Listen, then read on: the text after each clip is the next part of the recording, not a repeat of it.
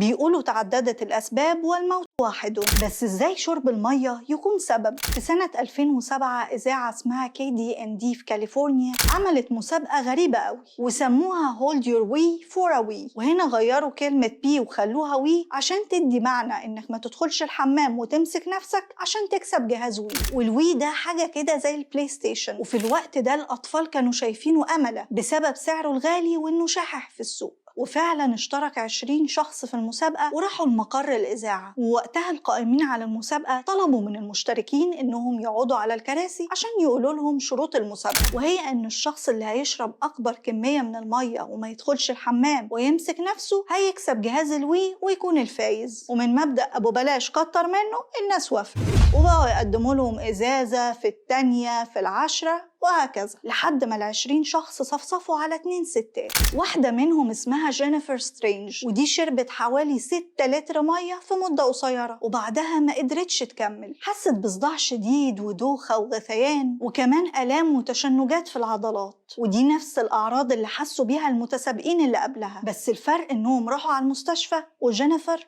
روحت على البيت وراحت فيها بعد 6 ساعات بسبب التسمم المائي. وده اللي خلى عائلة جينيفر ترفع قضية على الإذاعة وياخدوا تعويض 16.5 مليون دولار، عشان بعدها تيجي سنة 2017 وتتقفل الإذاعة بشكل نهائي. بس برضو إيه اللي يخلي المية تموت؟ حسب مقال نشره الموقع الطبي إن لما بيزيد مستوى السوائل في الجسم بشكل كبير بيقلل تركيز الأملاح، وبالتالي بيحصل اضطراب في عملية التوازن الكيميائي للجسم، وإن حالات تسمم المية ممكن تنقص مستويات الصوديوم في الجسم، وهو ده اللي بيعمل الأعراض اللي حس بيها المتسابقين زي الغثيان والصداع والتشنجات. وفي الحالات الكبيرة ممكن يعمل تشوهات في وظائف الجهاز العصبي المركزي ويحصل غيبوبة أو لا قدر الله الوفاة لو ما تلحقش بسرعة زي حالة جينيفر. فبشكل عام وفي الظروف الطبيعية فالاحتياج اليومي من المية للبالغين 3.7 لتر للذكور وحوالي 2.7 لتر للإناث، وبتتغير النسب دي على حسب عوامل كتير زي درجة حرارة الجو وحالة الشخص الصحية وكمان سنه. واللي بيأكد كل الكلام ده قوله سبحانه وتعالى في سورة الأعراف: يا بني آدم خذوا زينتكم عند كل مسجد وكلوا واشربوا ولا تسرفوا إنه لا يحب المسرفين.